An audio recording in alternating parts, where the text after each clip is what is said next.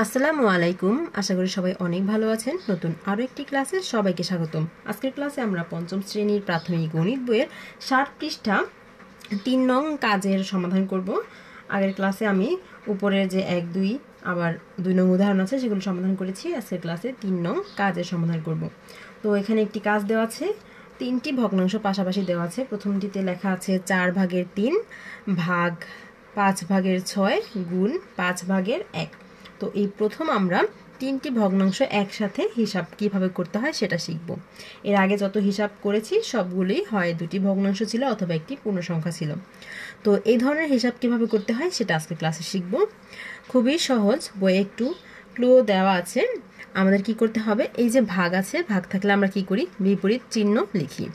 তো একইভাবে এখানে যে প্রথম যে ভগ্নাংশটা আছে সেভাবে, এটা যেভাবে আছে সেভাবে রেখে দিব 4/3, কোনো কিছু করার দরকার নেই। আমরা এই ভাগটাকে শুধু গুণ বানিয়ে ফেলবো, আর ভাগের পরের যে ভগ্নাংশটা আছে সেটার বিপরীত ভগ্নাংশ লিখব। 5/6 এটার বিপরীত হচ্ছে 6/5, আর এরপর এটা যেভাবে আছে সেভাবেই রাখবো, অর্থাৎ গুণ 5/1। এখানে কোনো কিছু করার কোনো প্রয়োজন নেই। এখন এই যে 3টি ভগ্নাংশ, এর মধ্যে লবে আছে 3, 5, 1 আর হরে আছে 4, 6, 5।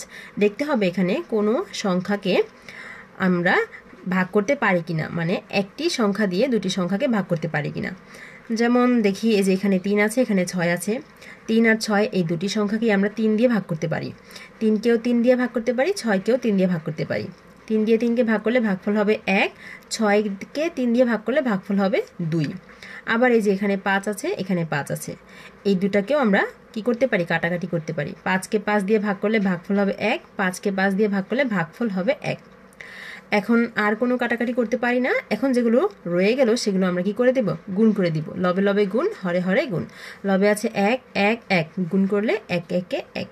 হরে আছে 4, 2, 1, গুণ করলে 4 দুগুণে 8, 4 দুগুণে 8। এই যে দেখো আমরা ফলাফল পেয়ে গেলাম।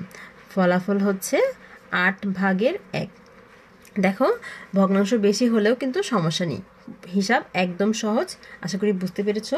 ঠিক একই নিয়মে 61 পৃষ্ঠা যে অঙ্কগুলো রয়েছে 3 নং, সেগুলো করতে হবে। দেখা হবে পরের ক্লাসে সেই 3 নং এর সমাধান করে দেবো। ততক্ষণ পর্যন্ত সকলেই ভালো থেকো, সুস্থ থেকো, আর গণিত বইয়ের সকল অঙ্কের সমাধান পেতে আমাদের সাথেই থেকো। আল্লাহ হাফেজ।